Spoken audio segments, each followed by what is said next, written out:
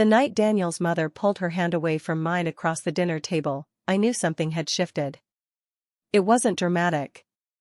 It was quiet, the way the most devastating things always are. One moment Daniel Harmon was reaching for the bread basket, and the next, our fingers nearly touched, and she retracted hers like she had brushed against something hot. She smiled through it. A tight, polished smile that didn't quite reach her eyes. I had been a criminal defense attorney for 9 years. I had spent nearly a decade reading rooms, reading juries, reading the micro-expressions of witnesses who were trying to conceal something. I knew that smile. I knew exactly what it meant when someone corrected their body language mid-gesture because they had just remembered something unpleasant. I didn't say anything. I picked up my wine glass, took a slow sip of the Bordeaux that Robert Harmon had opened for the occasion, and I filed the moment away in the back of my mind the way I filed every piece of contradictory evidence. Quietly. Precisely. Waiting. That was 4 days before Christmas. The Harmons had flown in from Boston for a long weekend, their first extended stay since Daniel and I had announced our engagement 3 months earlier. We were 6 months from the wedding. The venue was booked. The invitations were designed. My dress was being altered by a seamstress in the West Village who had a 4-month waiting list. If you're enjoying this story so far, don't forget to hit the like button and subscribe. Drop a comment telling me where in the world you're watching from, I love hearing from you. Everything was in motion. Or it had been. I want to be honest with you about who I was before all of this, because I think it matters. I am not someone who invites drama. I am not someone who fights without evidence or speaks without purpose. My entire career has been built on the principle that the truth, properly presented, is always the most powerful thing in the room. I had believed that principle applied to my personal life as well. I was wrong, not because the principle was flawed, but because I had underestimated how far someone would go to make sure the truth never made it into the room at all. My name is Claire Ashford. I grew up in a small city in upstate New York, the older of 2 children.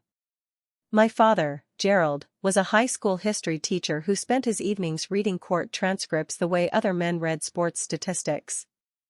He believed in the law with a quiet, stubborn reverence. He died of a heart attack when I was 22, 2 weeks before I started law school. I dedicated every single exam to him. My mother, Patricia, is the kind of woman who could turn any room into a stage and any conversation into a performance where she was the lead. She is charming in the way that only truly dangerous people are charming. She remembers every name, every birthday, every detail, and she deploys those details selectively, like weapons, when they serve her. Growing up, I told myself she was just passionate. That she just cared deeply. It took me until my mid-30s to understand the difference between someone who loves you and someone who simply cannot tolerate being irrelevant to you. My younger brother, Marcus, has always been Patricia's primary audience. He is 31, chronically between opportunities, and deeply comfortable with that arrangement as long as our mother is around to describe his potential in breathless, unearned terms. Marcus has a kind heart, I genuinely believe that. But he has lived his entire life in the warm shadow of Patricia's unconditional approval, and that approval has cost him the urgency that builds a real life. It has also cost him the ability to see our mother clearly. What Marcus sees is a woman who champions him. What I see is a woman who needs to be needed. Patricia has always had a complicated relationship with my career. In the early years, she loved the idea of it. She would tell her friends at book club that her daughter was a lawyer the way someone announces a prestigious acquisition. She collected the status of it eagerly. But somewhere along the way, something shifted. I think it happened gradually, the way most important things do. As my career grew, as the cases got bigger and the recognition more public, as I started being quoted in articles and asked to speak on panels, I began to take up more space than Patricia was comfortable sharing. I stopped being her achievement and started being my own. And Patricia does not handle irrelevance gracefully. I met Daniel Harmon at a fundraiser for a legal aid organization I had helped establish 4 years ago. He was there representing his family's foundation, which made regular contributions to civil rights litigation. He was tall, thoughtful, and had the specific quality I find most attractive in another person. He listened not to respond, but to understand. We talked for 3 hours that night and every night for the next 4 years. Daniel is an architect. He designs public spaces, libraries, transit hubs, the kinds of structures that quietly improve millions of lives without demanding credit. He is the least pretentious person I have ever known. His parents, Robert and Eleanor Harmon, are old money Boston. Robert is a retired federal judge. Eleanor ran a prominent arts foundation for 2 decades. They are formal in the way that old families sometimes are, with a preference for structure and decorum, but I had always found them genuinely warm beneath the reserve. Or I had until that dinner. Over the months following our engagement, I had noticed small things. Nothing I could point to directly. Eleanor had asked me once, early on, how long I had lived in New York, and when I said my entire adult life, she had nodded in a way that felt like she was checking something off an internal list. Robert had asked Daniel once, in my presence, whether I had family in the city, and then gone quiet when Daniel said my mother and brother lived nearby. Small things. Easily dismissed. I had dismissed them. I was good at prioritizing evidence and I had no evidence. Not yet. The week the Harmons visited, Daniel and I hosted a dinner at our apartment on a Wednesday evening. It was the kind of dinner I had planned carefully, good wine, simple food, an atmosphere designed to feel warm rather than performative. I had wanted it to go well. I had wanted Eleanor to see our home and feel comfortable there, to see Daniel and me together and understand what we were building. For the first half of the evening, it did go well. Robert asked about a case I had recently argued before the Second Circuit and engaged with my answer genuinely. Eleanor admired the bookshelves Daniel had built into the east wall of the living room. We ate, we laughed, and I felt the tightness in my shoulders begin to ease. Then Eleanor mentioned the holiday. They would be spending Christmas in Boston, she said, at the family home. She was hoping Daniel and I might come up, perhaps for a few days. An extended visit. I was saying yes, already thinking about train schedules, when she added, almost as an aside, though I know now it was not an aside at all, I had a lovely call with your mother last week, Claire. She reached out to introduce herself. She is quite something. I felt the shift before I understood it. Something in Eleanor's voice, a particular quality of careful brightness, the kind people use when they are managing a reaction rather than expressing one. Yes, I said, my own voice coming out perfectly steady because 9 years in a courtroom will do that to you. She can be. She was very forthcoming, Eleanor said, and her eyes met mine for just a moment before sliding away. That was all. Forthcoming. A single word wrapped around something I couldn't yet see.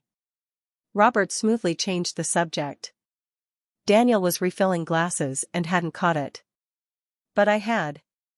I sat with that word through dessert, through the goodbyes at the door, through the long quiet of cleaning up the kitchen after Daniel had fallen asleep. Forthcoming.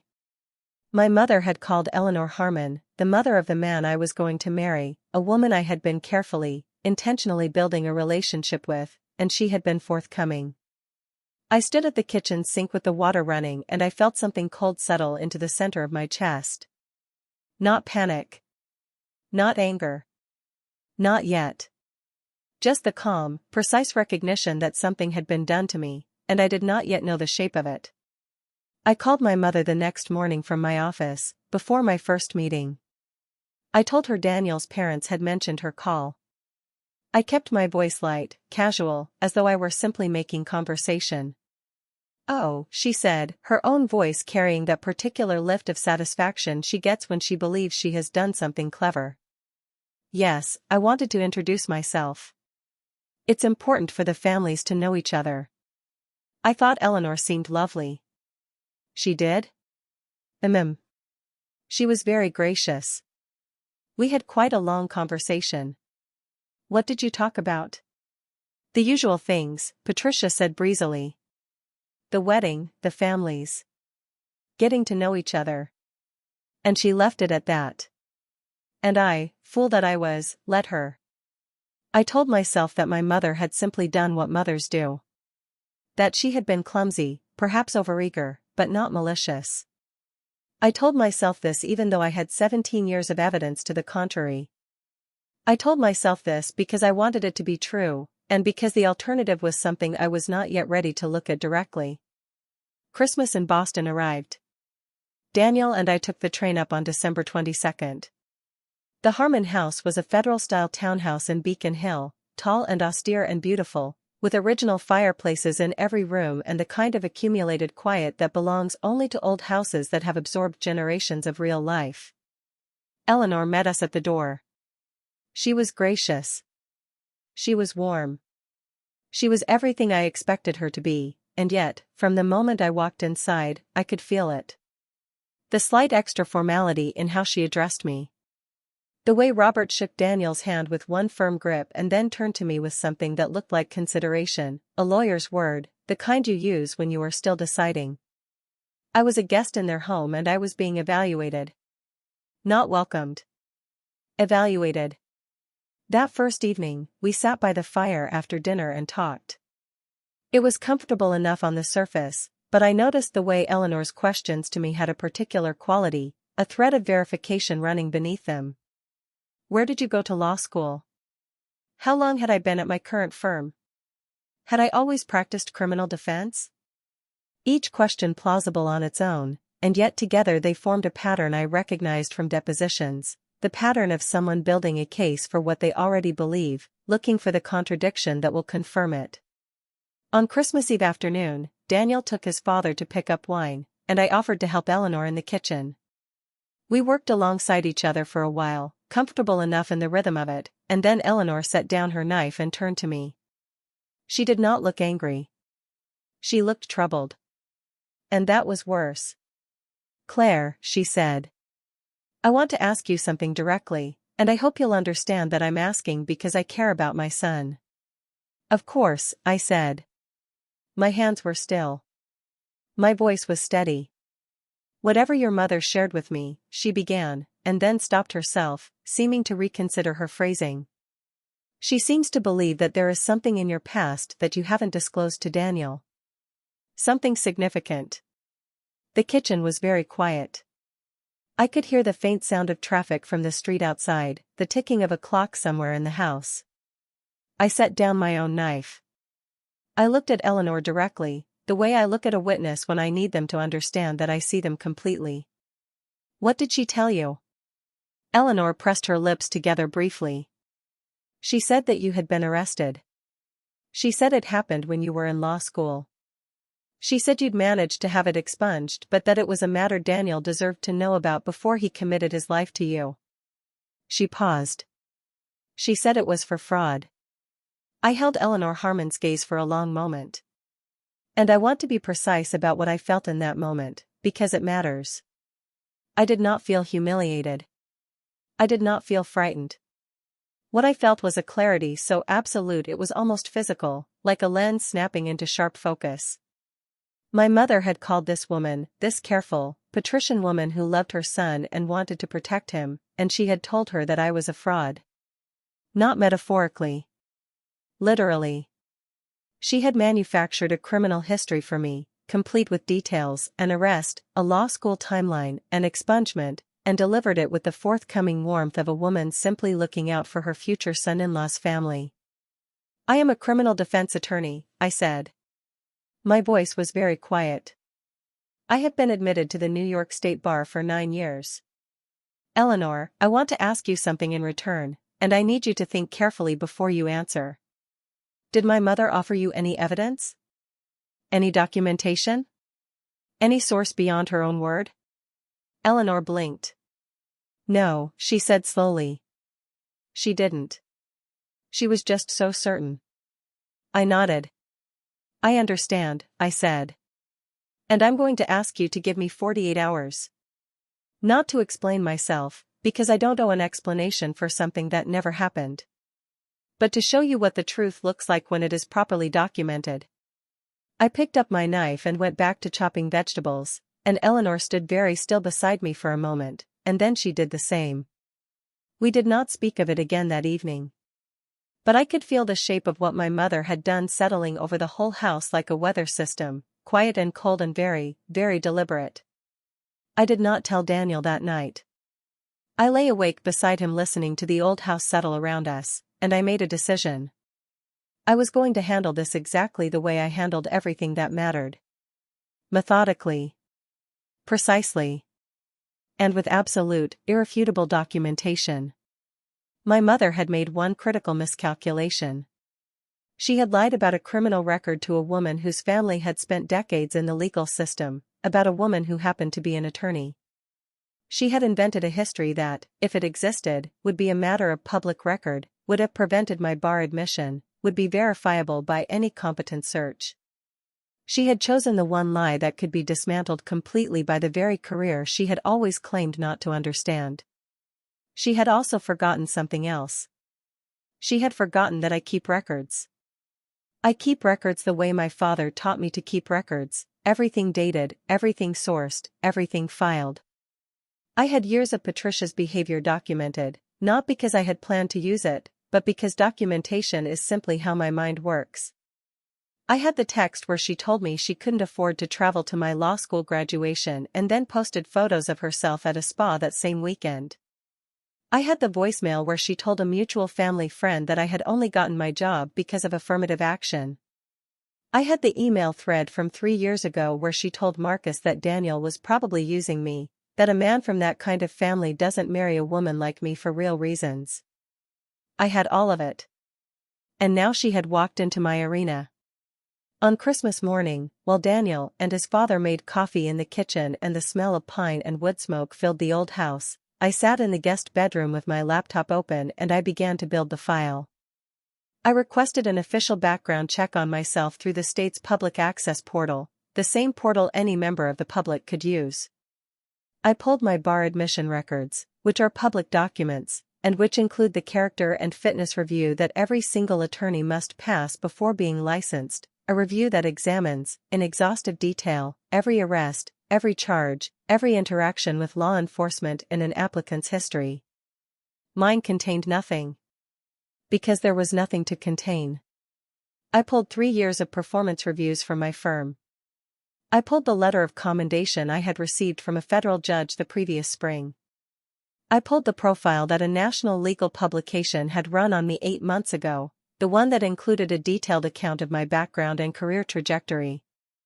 I organized everything into a single, clearly labeled digital folder. And then I sat back and looked at what my mother had attempted to do, and I understood it fully for the first time. This wasn't impulsive. This wasn't a clumsy attempt at connection or a misguided act of protectiveness. Patricia had researched the Harmons. She had found Eleanor's contact information. She had constructed a specific, detailed lie, one designed to exploit exactly what old Boston families fear most: hidden impropriety, concealed history, the wrong kind of secret in the wrong kind of family. She had timed it carefully, weeks before their extended visit, long enough for the doubt to settle, not so long that they might have already sought verification. She had chosen fraud specifically, because fraud speaks directly to character, to honesty, to the question of whether a person is who they claim to be. She had tried to make me unrecognizable to the people who were learning to love me. And she had done it because she could not stand to be peripheral to my life. She could not stand that I had built something she had no access to, no credit for, no role in. She could not stand that Daniel's family was going to welcome me into their circle, and that circle would have no room for Patricia Ashford. So she had tried to burn it down before she could be excluded from it. I closed the laptop. I looked out the frost-edged window at the gray Boston morning, at the narrow brick street below where a single car was moving slowly through the thin snow.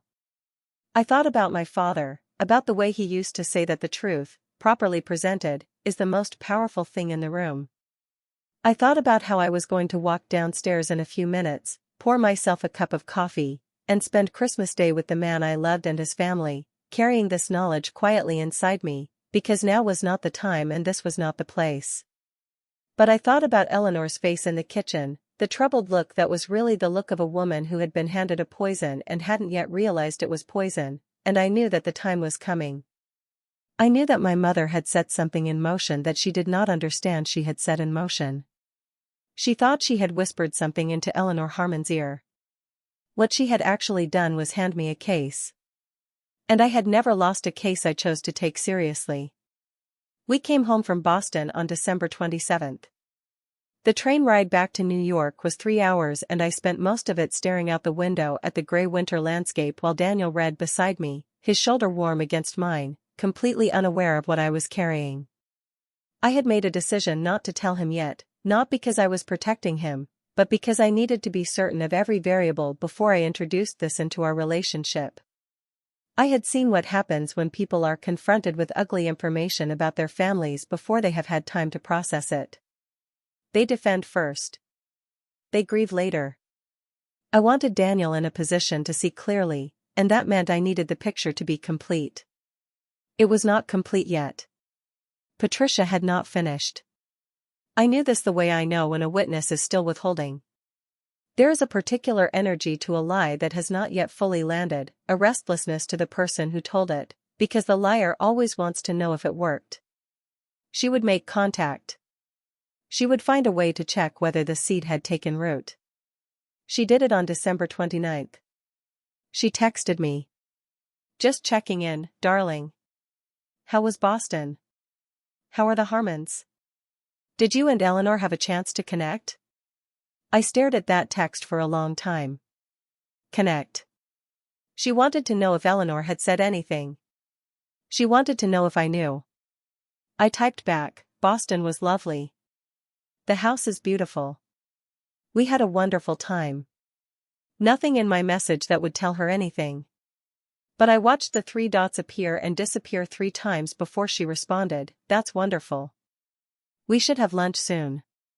I want to hear everything. I set the phone face down on my desk and went back to work.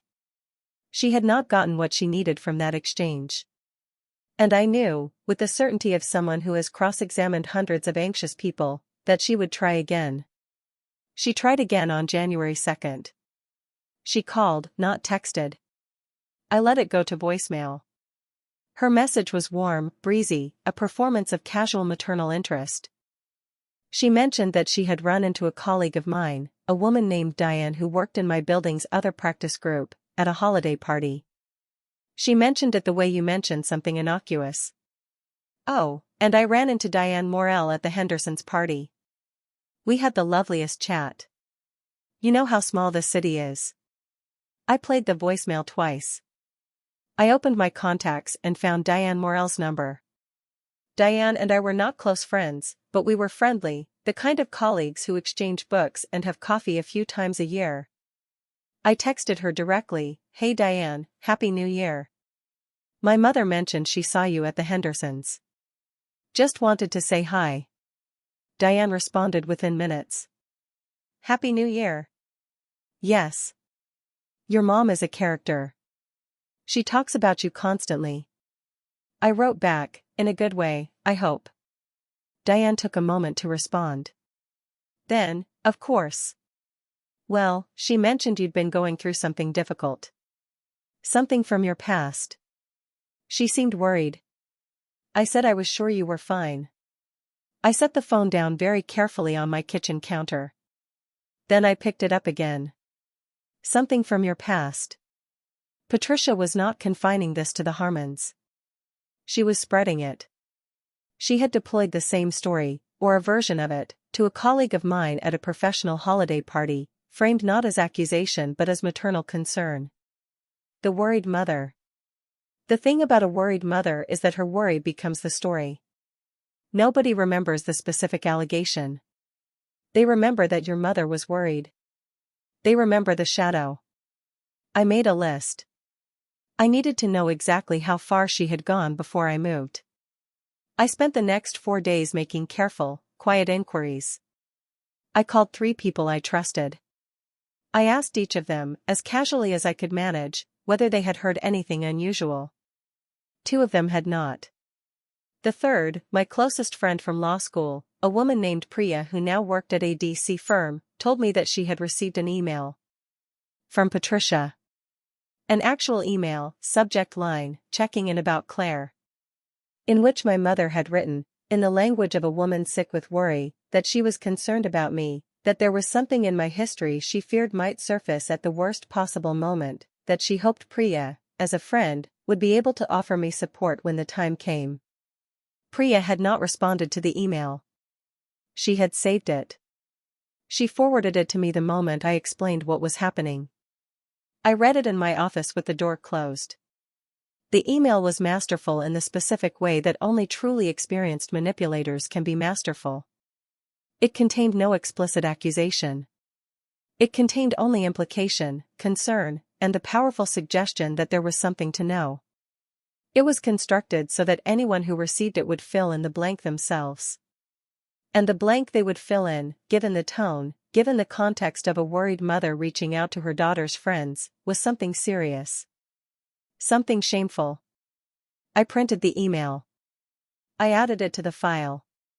The file now contained the official public background check with 0 entries, my bar admission records including the full character and fitness review, my 9-year performance history at the firm, the judicial commendation letter, the published profile, Priya's forwarded email, and my own detailed written account of the conversation with Eleanor in the Beacon Hill kitchen, dated and time-stamped.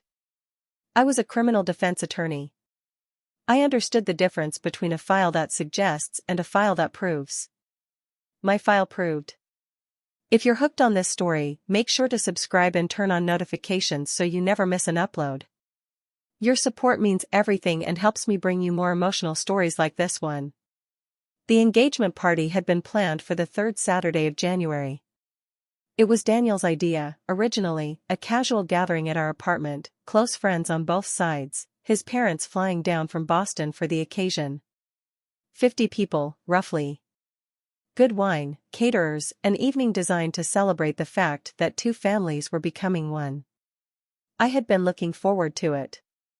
I had been looking forward to Eleanor and Robert seeing our friends, seeing the community we had built, understanding the texture of our life in a way that a formal holiday dinner couldn't fully show. Now the engagement party had become something else.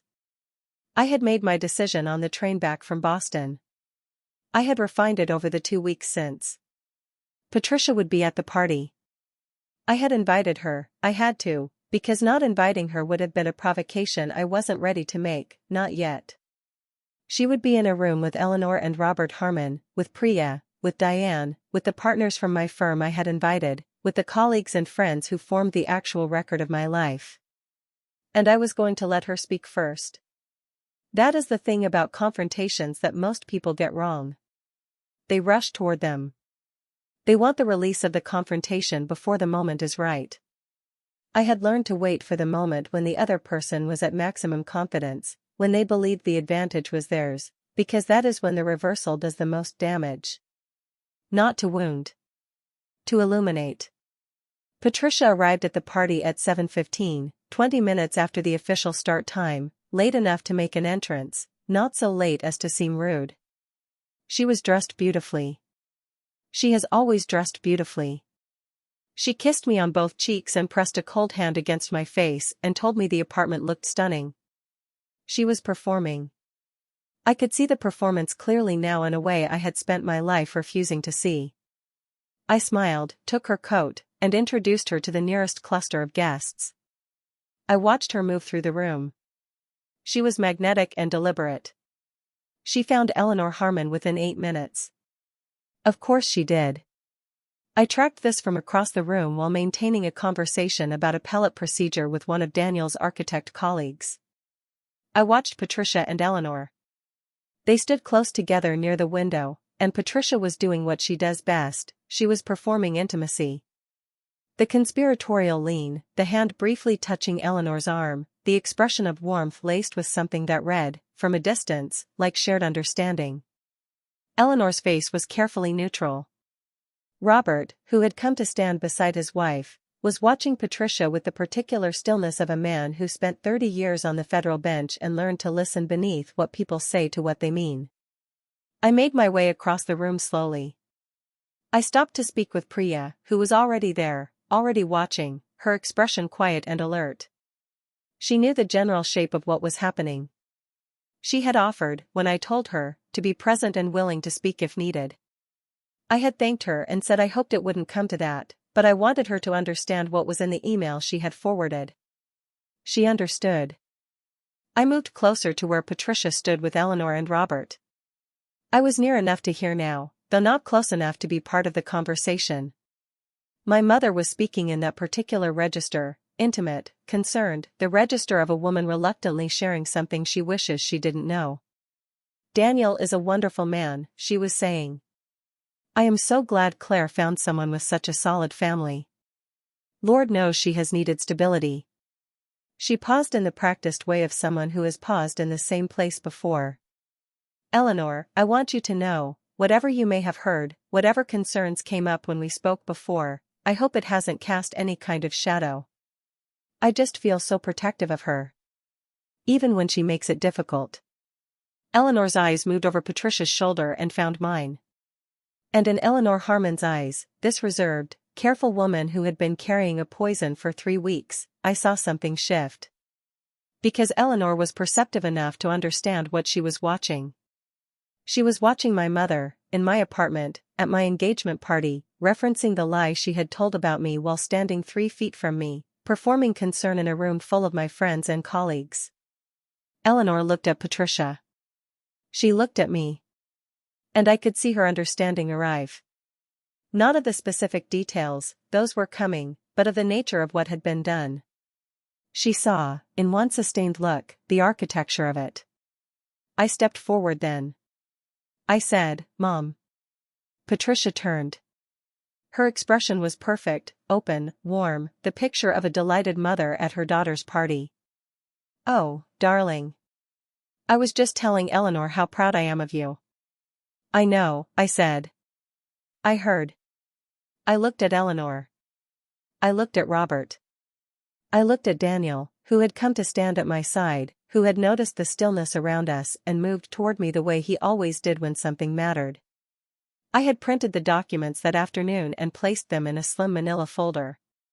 The folder was on the bookshelf near the window, exactly where I had put it 2 hours before the guests arrived. I walked to the shelf.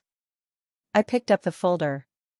The room had not gone quiet, there were 50 people and their conversations continued, but the people near us, Patricia, Eleanor, Robert, Daniel, Priya, 2 partners from my firm who had drifted over, had gone very still. I opened the folder. The first document was the New York State background check. Name, date of birth, search parameters, result, no criminal records found. I handed it to Robert Harmon. He was a retired federal judge. He understood immediately what he was looking at. He read it. His face did not change, but his jaw tightened. The second document was the bar admission record, 4 pages, including the character and fitness review. I handed it to Eleanor. She took it in both hands. No arrests, I said. No charges. No expungements. No interactions with law enforcement of any kind, not in law school, not before, not since. The character and fitness review that the Bar Association requires of every single applicant found nothing, because there is nothing to find. There never was. Patricia had not moved. She was standing very still in the way of someone who is calculating, running through options, looking for the exit from a room that has no exits. I turned to her then. And I want to be precise about the way I looked at her, because I worked hard to get it right. I did not look at her with anger. I did not look at her with grief. I looked at her the way I look at the conclusion of a closing argument, with the calm conviction of someone who has done the work and knows what the evidence shows. Mom, I said. My voice was quiet enough that the broader party did not hear it, but the people in our circle heard every word. You told Daniel Harmon that I had a criminal record. You told her it happened in law school. You told her it was for fraud. You reached out to my colleague Diane Morel at a professional holiday party and implied the same. You emailed my law school friend Priya to warn her that something from my past might surface. At this point Priya stepped forward slightly, not dramatically, just enough to be visible, and gave a single small nod. Patricia's eyes moved to Priya. Something moved across her face, the recognition of a wall she had not known was there. You chose fraud, I continued. I think you chose it deliberately, because fraud is about character. Because fraud is the one accusation that would make a retired federal judge and his wife question whether their son was making a terrible mistake. You chose the thing that would do the most damage to the most important relationship of my life. I let the word fraud sit in the air for a moment. Then I said, I am a criminal defense attorney. My record is spotless. My bar admission has been in good standing for 9 years. These documents are public record. Any person in this room can verify every single thing I have just said within 20 minutes on a state government website. Patricia opened her mouth. She closed it. She opened it again. Claire, she said. Her voice had the wounded edge she always reached for when the performance shifted from aggressor to victim. I was only trying to protect who? Daniel said. His voice was not loud. It was not angry, not exactly. It had the particular quality of a man who is working very hard to keep his voice level while something is breaking open inside him. He had been reading the bar admission document over Eleanor's shoulder. He had seen the character and fitness review. He understood what it meant. Mrs. Ashford, Robert Harmon said. He did not raise his voice either. He did not need to. 3 decades on the federal bench had given him the ability to fill a room with perfect quiet. He was still holding the background check. What you described to my wife constitutes defamation. You made a false statement of fact about a specific person to a third party. The fact that you framed it as concern does not change its legal nature. I want you to understand that I am telling you this not as a threat but as information, because I believe in giving people the chance to understand the implications of their actions. Patricia's face had gone through several colors in the space of 30 seconds. She had arrived at a blotchy, rigid paleness that I recognized as the color of someone whose performance has been stripped away and who does not know who they are underneath it. She looked around the room. The 50 guests were still largely absorbed in their own conversations, but the 7 people standing in this corner of the room, Robert, Eleanor, Daniel, Priya, 2 partners from my firm, and me, were looking at her with a collective stillness that said everything. She looked at me. And for the first time in my life, I saw my mother look at me without the management of impression between us. Without the performance. There was something raw there, something I might have felt sorry for if I hadn't spent the last 3 weeks watching it spread like a slow leak through every relationship I had built with care. I'm going, she said. It wasn't a declaration. It was a retreat. She picked up her bag from the side table. She did not look for her coat. She walked to the front door and she left. The door closed softly behind her. Not a slam. A soft, final click. I stood for a moment in the silence that followed. Daniel's hand found mine. I held it. Eleanor was still reading the bar admission document. Robert was looking at the closed door with an expression I could not entirely read, part something prosecutorial, part something that looked almost like grief, because Robert Harmon was a decent man and decent men are always a little grieved when they discover that the world contains the kind of behavior he had just witnessed. Eleanor looked up from the document. She looked at me. And the thing that had been in her eyes for 3 weeks, that careful, troubled, evaluating quality, was gone. In its place was something much simpler and much harder to earn. It was the look of someone who has seen a person clearly, for the first time, and found them to be exactly who they claimed to be. Claire, she said. I am so sorry. I held her gaze. I know, I said. The rest of the party continued. People laughed. The caterers refreshed the wine. Daniel stayed close beside me for the rest of the evening, his hand occasionally finding my shoulder or the small of my back in the way of someone who needs to keep confirming that the person they love is still standing. We did not discuss it in depth that night. We had 50 guests and we were the hosts, and both of us understood that the time for the full conversation was later, when the room was quiet and we could speak without an audience. But when the last guest had gone and we were standing in our kitchen washing the final glasses, Daniel set down the dish towel and turned to me and said, "How long have you known?" "Weeks," I said. why didn't you tell me sooner? I needed the picture to be complete, I said. I needed you to be able to see it clearly without the noise of emotion getting in the way first. He was quiet for a moment. Then he said, the email to Priya. I nodded. He pressed his palms flat against the counter and looked at the floor. She sent an email to your friend. She went to a party and talked to your colleague. She called my mother.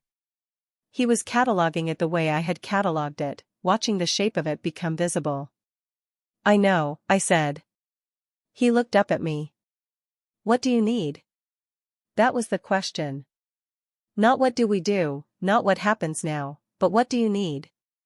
It was the reason I was marrying him.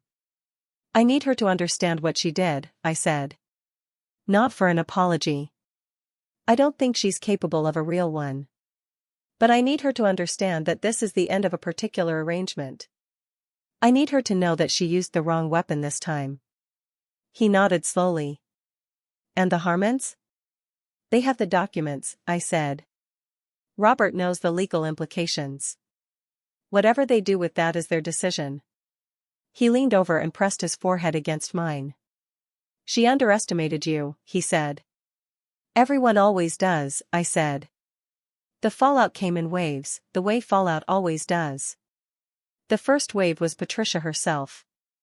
She called me the morning after the party at 7:42 a.m. I let it go to voicemail. Her message lasted 4 minutes and 27 seconds. I know this because I timed it. It went through all of the stages in sequence: denial, justification, victimhood, and finally a hard pivot to anger. She said she had only been trying to protect Daniel from making a mistake.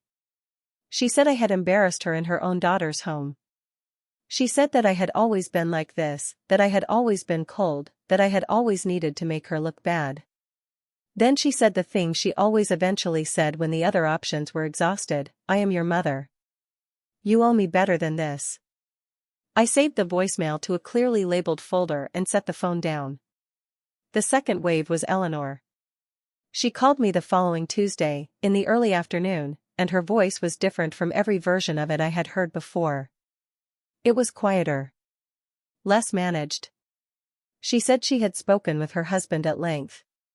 She said that Robert had done what retired federal judges apparently do with information that troubles them: he had written it down, organized it, and considered its implications carefully.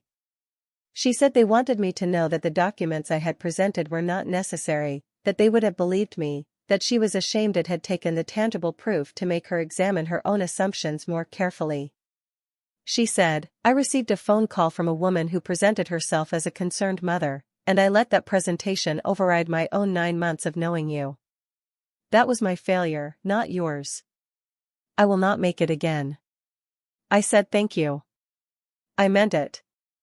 The third wave was Priya, who sent me a formal written response to Patricia's email, written with the precision of an attorney, because Priya is one, informing my mother that any further contact regarding Claire Ashford's professional or personal history would be considered harassment and would be treated accordingly. She sent me a copy. I added it to the file. The fourth wave was the one I had not anticipated. It came from Marcus. My brother called me on a Thursday evening, 10 days after the party. His voice was uncomfortable in the specific way of someone who has been told something they are not sure how to respond to, someone whose image of a person they love is being adjusted without their permission. He said, Mom called me. She said things got out of hand at the party. I said, they did. He was quiet. Then he said, she told me she was worried about you. I said, I know. He was quiet again for longer this time. Then, was she lying? About all of it? Yes, I said. He exhaled slowly. I heard him set something down on whatever surface was beside him. Okay, he said finally. I'm sorry. I know that doesn't cover it. It doesn't, I said. But I appreciate you calling. We were quiet together for a moment, and in that quiet was the long, complicated history of two siblings who had grown up in the same house and been given very different experiences of the person running it. He knew. On some level Marcus had always known. He just hadn't been willing to pay the cost of seeing it clearly. Seeing it clearly now cost him something: his mother's infallibility, the comfortable story he had been living inside, and I could hear him paying it in that phone call, slowly, reluctantly, but paying it. I did not ask him to choose sides. I did not ask anything of him. I just thanked him for calling and let him go. Robert Harmon sent a letter. Not an email. A letter, handwritten on his personal stationery, addressed to me. In it he said that he had spent his career on the bench watching people tell lies large and small, and that what distinguished the people of genuine character in his experience was not the absence of adversity but the way they moved through it, with evidence, with composure, and without making the situation smaller by stooping to match the weapon that was used against them. He said he was honored that his son had found someone with that kind of character. He said the folder I had prepared was the work of someone who understood that the truth requires presentation, not just existence. He said, "Your father would have been proud." He had clearly asked Daniel about my father. I read the letter twice, folded it carefully along its original creases, and put it in a different folder from the one that held the evidence. This folder I did not label. I just knew what was in it. Daniel and I were married on a Saturday in June, in a small garden venue in the Hudson Valley that he had found and I had loved immediately the moment I walked through its iron gate. 53 people. The right 53. Eleanor stood in the front row beside Robert and cried in the quiet, dignified way of a woman who has learned to let things move her. Priya gave a toast that made the whole room laugh and then go still with something more serious. Marcus walked me down the aisle. He had asked if he could, 2 months before the wedding, and I had said yes without hesitation, because whatever reckoning he was working through with our mother was his to manage, and I was not going to make him pay for it twice. Patricia was not there. That was my decision, made clearly and without drama, communicated through a brief letter I had my lawyer draft and send on my behalf. It outlined, in plain language, what she had done and what it had cost, and it stated that until she was able to take genuine, unconditional accountability for each specific action, the call to Eleanor, the conversation with Diane, the email to Priya, I was not in a position to include her in the significant moments of my life. She responded once, through Marcus, with a message that was half apology and half justification, which meant it was no apology at all. I had expected that. I had made peace with it before I sent the letter. The grief of that is real, and I want to name it honestly, because I think people who have been through something like this are sometimes told that the vindication cancels the grief, and it doesn't. It never does. You do not stop wishing your mother were different. You do not stop grieving the version of her you needed her to be. What changes is that you stop paying for the gap between who she is and who she should be. You stop making yourself smaller to fit inside her capacity for love. That is not a victory you celebrate.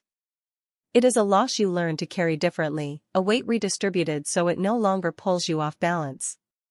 What I gained was harder to name but easier to feel. I gained a marriage built on full visibility. Daniel knows everything now, every document, every voicemail, every year of managing my mother's behavior in quiet and calling it peace. He knows it, and he stayed, not out of loyalty to a version of me that needed protection, but out of love for the version of me that handled it. I gained Eleanor, who became, over the year following the engagement party, something I had not expected, a genuine friend. Not a replacement for anything. Not a performance of family warmth. A real woman who respected the way I moved through difficulty and told me so directly, which is the only language I have ever fully trusted. I gained Robert's letter, which I still keep in the unlabeled folder, and which I have read exactly 4 times since he wrote it, once when I received it, once the night before the wedding, once after a hard case, and once simply because I needed to. I gained the knowledge that the truth, properly presented, is still the most powerful thing in the room. My father was right. He was always right about the things that mattered. I am still a criminal defense attorney. I argued before the appellate court again last spring and won. My record, the one my mother invented, remains what it has always been, spotless. My actual record, the one documented in 9 years of case files and client outcomes and a judicial commendation letter sitting in a drawer in my office, is something else entirely. It is the record of a woman who chose the law because she believed in it, who built something from a high school history teacher's faith and 2 weeks of grief and the stubborn, unremarkable decision to keep going. The file I built in December still exists. I have not deleted it. I do not think about it often, but I know it is there, and there is something steadying in that knowledge. Not for use. Just as a reminder that I was willing to do the work when the work mattered. My mother called me on my birthday in September, 7 months after the wedding. Her voice was careful, softer than usual, stripped of its usual performance. She said happy birthday. She said she hoped I was well. She said she missed me. I said thank you. I said I hoped she was well also. There was a pause, the long kind, the kind that holds everything neither person is ready to say yet. Then she said, I know I hurt you. It was the closest she has ever come. It was not enough. But it was a beginning, and I am someone who believes in beginnings, because the entire architecture of the law is built on the idea that things can change when the right evidence is finally on the table. I do not know what comes next with her. I am not rushing toward it and I am not running from it. I am simply living my life at full volume, with the man I love, in the city my father's faith helped me build, letting the record speak for itself. That is all it ever needed to do. Thank you so much for watching until the end. If you loved this story, check out the other videos on your screen now. I think you'll really enjoy them. And don't forget to subscribe if you haven't already. See you in the next story.